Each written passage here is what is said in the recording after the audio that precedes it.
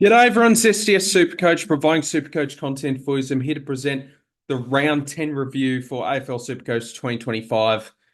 And we bounced back. We bounced back after a little bit of a disappointing round last week, but we climbed right back up to 751st overall as we are nearing the halfway point of the season, which is absolutely crazy. And yeah, as every week goes by, the trades get lower. So we scored 2,408, so very solid.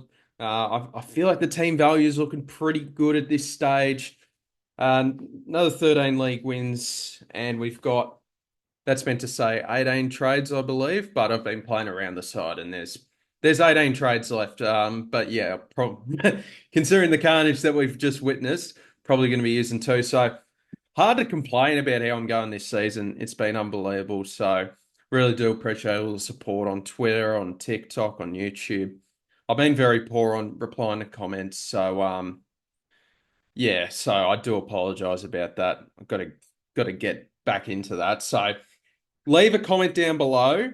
I guarantee you I will reply. So there you go. How about that? Stop stop procrastinating, Steve. Reply to the comments. I love you guys all. I love all of you. And yeah, so I promise I'll be getting into those comments. Leave a comment. Any comment you like, I'll be responding to it before round 11 starts. But yeah, unbelievable. 751st, pretty cool. Haven't had quite the season this going this well this quickly. So, in terms of an overall goal, I say the goal every year is to finish top 1%. And then the next level after that is to get inside the top 1K. So we're past those two phases. I'm not going to put a ceiling on what I think I can do this season, but we're just going to keep following our philosophy throughout the season and see where it takes us. Now, do I think I'll win? No, but I do think I can have probably my best season ever potentially if I continue to play how I've been playing so far this year. So I'll tell you, my man Brad, SuperCoach Pro, he's a real chance at winning it. So hope he gives me $100 when he wins the 50 grand. Let's talk about what we did. So, what trades did we make? We used our final boost, and it's obviously hard to predict because quite clearly we would love a boost this week. So, hard to predict, really. I don't really care, but it's just a little bit frustrating. Would have been nice to have a boost up the sleeve this week, but we boosted for the final time in 2025. Moved on Tom De Koning, Riley Bice, and Xavier Lindsay for Sardell Hawley, Tom Green, and Nick Martin. So I was very keen on Nick Martin from the get-go, really wanted him in my side. So I'm very happy to have Nick Martin in there. I really like the role that he has. Scored a 95 in that disgusting performance against the Bulldogs. And he easily has the best run home for wingers and attacking defenders, according to DFS, and as well as the forward defense DPP, I think will come in handy as you guys know, and you've been watching me throughout the time. Throughout my time on YouTube, I am huge on flexibility for the final team. So even if we don't get to 25 premiums when it's all said and done, if we can have 24 with the ability to do any type of DPP that we want other than defense ruck. Don't think anyone uses that. Then that's totally fine. So Sardell Hawley, I classified him as the best downgrade target for the week. So can't believe that they subbed him out. And then Tom Green, they had the best. GWS have the best run home for inside midfielders out of any team. So I did want to get involved with that. So it was between him or Whitfield. I just couldn't get myself to trade out Tristan Cherry, Tom Green, 544K. I considered that value. I think he should hopefully have a good end to the season. So what else did we do? We VC'd Tom Green on debut and we captained Gorn. So the VC Tom Green didn't pay off. And I thought Gorn was going to, for the most part of that game, Gorn was struggling a fair bit. And it really did look like he was going to score a high 80s, low 90s score but just went bang in that fourth quarter to get a 119. So very grateful of the great Big Max. So we'll take that. So he's been by far and away my best trade in this season. Grabbing him at round 5, been a real difference maker. Um, and then a couple of weeks ago, I brought in Rowan Marshall, 179 against Flynn and Williams. So that's fantastic. He's now got a couple of tough games now this week, and then the bye, but that's okay. 179, unbelievable effort from Marshall. Got him at 470, which I just considered an absolute bargain for what he's capable of. The key was to make sure that he was back healthy, really, and look back to normal, which he does. So that's good. Any other talking points? Um, we'll just do it the usual way. Sheasel 77 moved into that half forward mid role that obviously he hasn't scored well in the past so far this season, and he's delivered another disaster class with the 77. So very disappointing because I don't think he's not a top 6 defender in that role. He's not. Um, he he's a top 2 defender in the halfback seagull role. So I don't know. We need him to turn it around. And I just feel like he hasn't been good to watch this year as well. Don't know what's up with him. How about Bailey Dale with 49 touches against Essendon? And I think it's fair to say, like 144, considering a bloke got 49 touches, it's a good score to get, but gee whiz, what he has to get 60 touches to get 170 or something? I don't know, but quite clearly as well is that the game was all over very quickly, so the scaling was very limited on what he could do. Sensational game. If this was a closer game, this is probably a 180, but the scaling would have been rough. As I said, very happy with Nick Martin, 99. Matty Roberts with an 84. So, yeah, he's fallen a bit back down to earth over the past few weeks. But I will get to it eventually. But, yeah, probably the least of our issues at the minute. Zach Reed, 75. So that's very solid. Hopefully we can carry him through the buys. Luke Trainer, 52. Doesn't matter what fixture he gets, it's trash. Um, would love to trade him, but yeah, we'll get to that. We'll get to the Carnage. So yeah, yeah. Essendon's an easy fixture for defenders, but it doesn't even matter. But that's all right. We'll just have to hold. Matty Carroll, doesn't look that great. Hope, yeah, just hope he can stay in the side, but I doubt he will. Bo Allen back to being dead. Uh, Andy Brayshaw got tagged by Bedford, 99 with the tag game's pretty good. Dacos, I mean, he was really struggling early, then just turned out to be a very solid Nick Dacos game. So you take that, 95. Not too much to complain about. Has fallen a bit back down to earth though. So he started out very strong, and then past few weeks have been very disappointing from King Nick. So definitely does seem like he's playing through a bit of an injury, so that's unfortunate for him. Tom Green, 112. Yeah, good on debut. Jordan Dawson with a 132 against Collingwood. Very happy to see that. And now gets West Coast. So, yeah, been a very solid move thus far, getting Dawson at this stage, and just hope he can do 108 for the year, really. Connor Rozee, 91. I feel like he's gone a little quiet as of late, or am I tripping? Oh, no, sorry. He went. I completely forgot about the Adelaide game. He's fine. So his defensive DPP can't come soon enough. I can't wait to get him in the back line because, yeah, we need to sort this D6 situation out when we can. Adam Chera, bang, 142. Beautiful stuff. Good to see him bounce back there. A lot better as a midfielder. Yeah, the sun is really going, isn't it? Adam Chera with a 142. Very happy with that. Lean few weeks, but good to see him repay the faith for us. Hey, g'day. For us owners. Helmet back to that half back role, so that's good. So the positive thing for him is that in that half back role, he's probably a top six forward, but still definitely on the lower end of top six forwards, but um, that's his best score in over a month. So that we'll take that.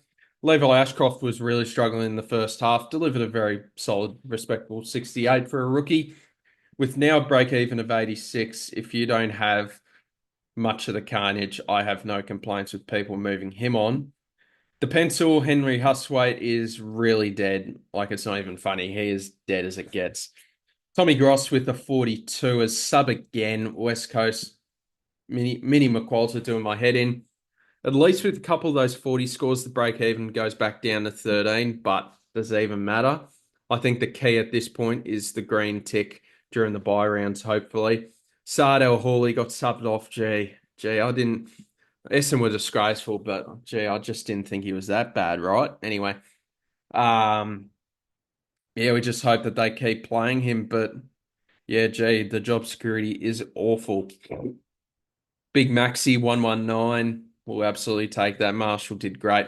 Baz Lenker with a 156. Beautiful stuff. Unbelievable. Some real big scores from certain players this week. So Baz has been an unbelievable pick in Supercoach this year. And there's every chance he could go ahead and win the Brownlow. He's just been unbelievable this season. So is he F1? Don't know.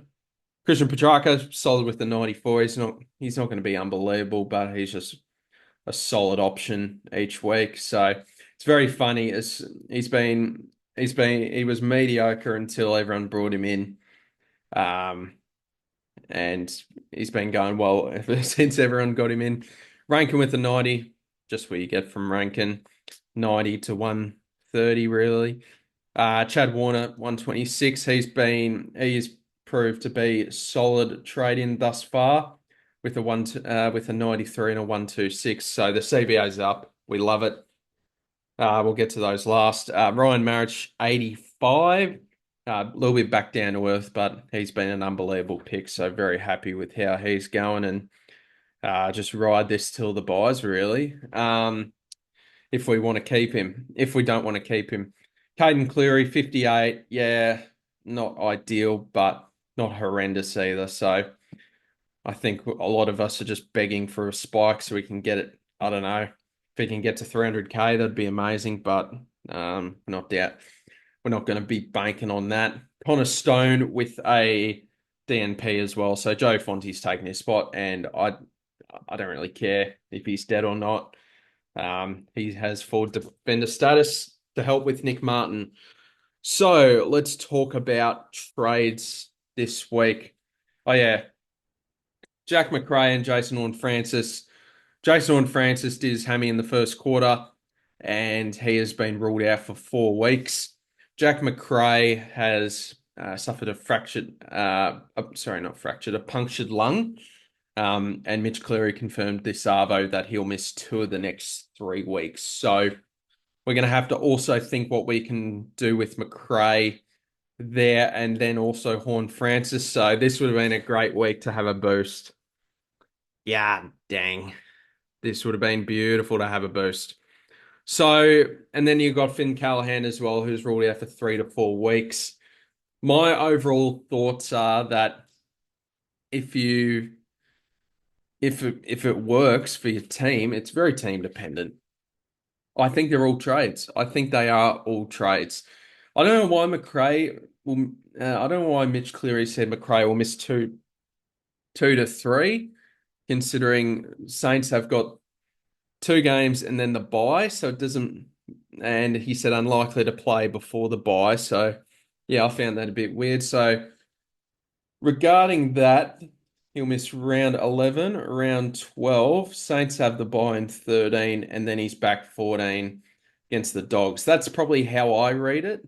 Gee, they only just played the Dogs, didn't they? I swear is the season going that quick? I swear they just played the Dogs. Yeah, 8 week gap. That's crazy. That's a really short turnaround to play each other twice. So yeah, I think in most scenarios, Jack McRae, it's probably a trade still. I'd be trading still. Horn Francis is more of an urgent trade though. 4 weeks with that 22 in his system. Yeah, no, with a hamstring as well.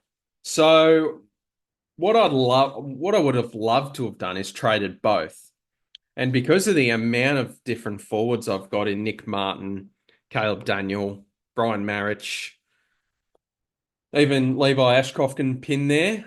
I could have traded McRae and Horn Francis to midfielders and defenders, fill some holes, but can't do that. So because Cooper Simpson is on the bubble as a defender, gee, a lot of Dockers.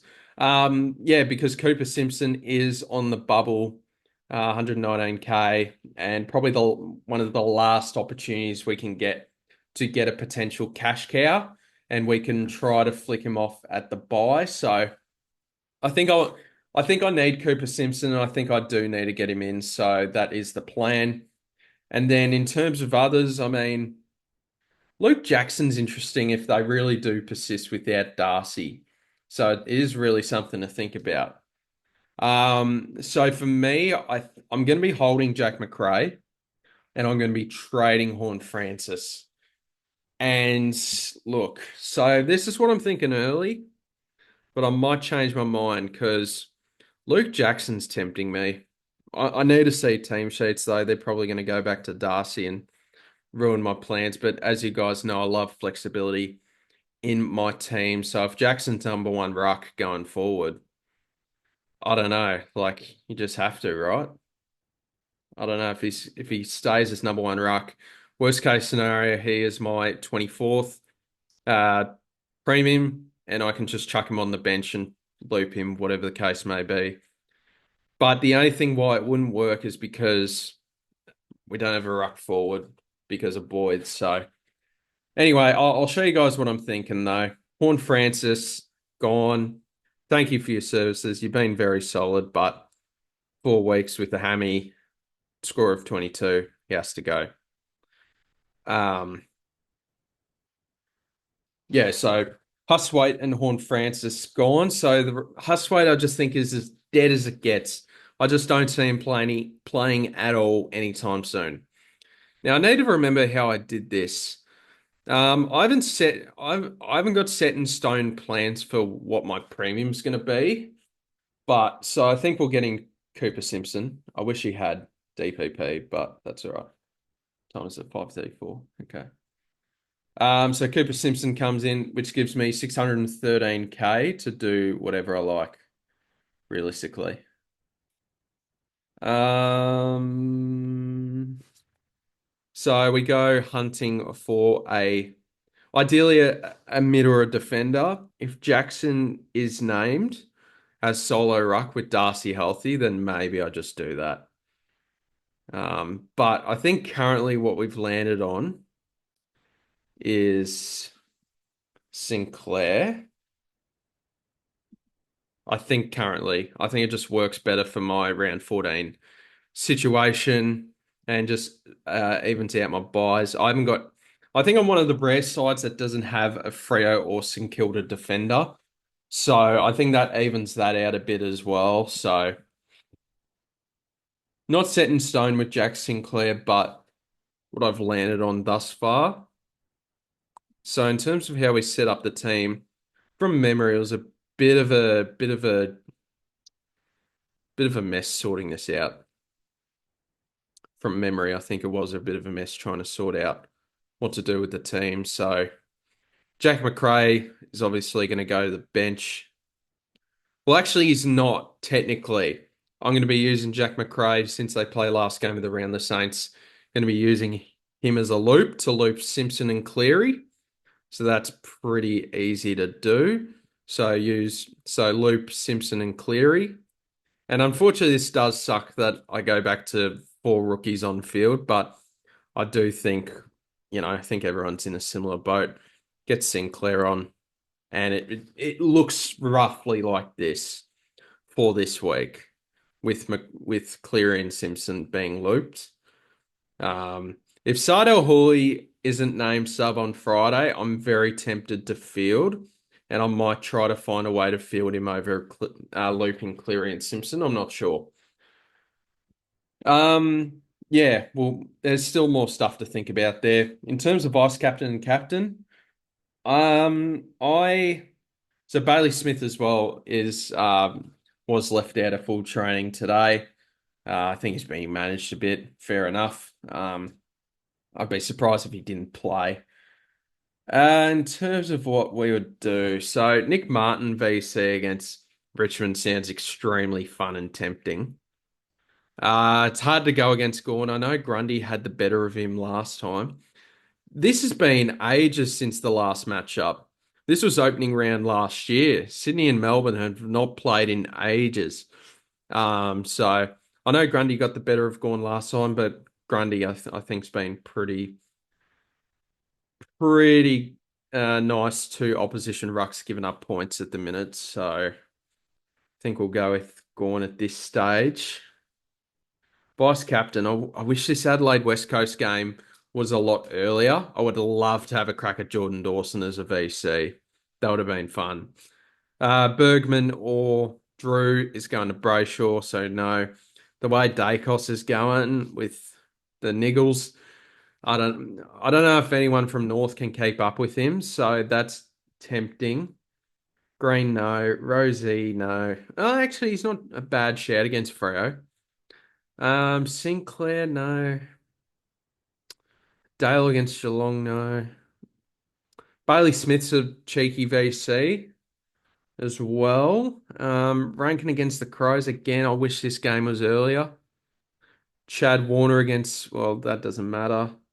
So yeah, I think it's currently a mixture between Nick Dacos or Nick Martin into Gorn at this stage.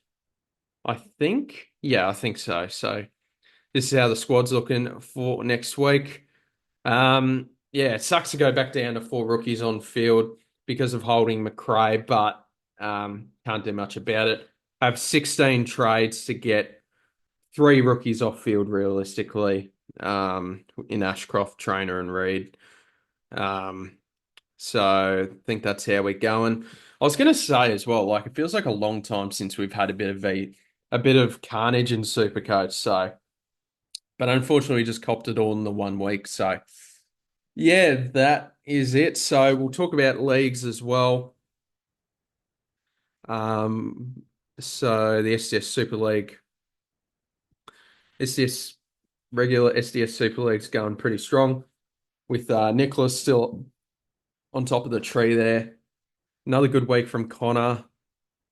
Paul had a bit of a downer. Stuart going back up. Stephen having a really strong week there. Riley having a big week there as well. So some big rises here. Couple of fallers, but that's all right. Who's on top? Minimum chips, Paul. So shout out to Paul there. And then the SDS Super League 2. This is pretty highly ranked, 27th. So Graham had a huge week, so he's moved up to 746th. James, very strong as well. Daniel, so we got some really interesting competition here in the SDS Super League 2. Jack, another strong week. Shout out to the great man, Jack. Mark's around. Like we've got 13 guys inside the top 10K, so that's pretty good. Yeah, so the SDS Super League 2 is going very well. So yeah, and it's nice for a change compared to last year. Most of these leagues, I'm in the top eight, besides a couple. Like I don't know how I'm 13th in my Twitter league. How does that make sense? So, did I do percentage? Yeah, I did. Yeah, that's annoying me. I don't know how I'm that low in SDS Twitter league. It's a very competitive league, to be fair. But yeah, in terms of some others, I think most. I'm in SuperCoach Pro League. I am 11th, so that's all right. Again, a very strong league, this one. So a lot of strong leagues. I just can't quite get in the top eight just yet, but hopefully we will one day. We'll wrap it up there, guys. What time is it? 5:41. I'm going to my parents for dinner, so I will edit and send this out. Hopefully you guys had a good week yourself. Leave a comment down below. I'll comment anything. And oh, sorry, I'll respond to anything and I'll see you in the next video. I hope you guys are doing well. See you around.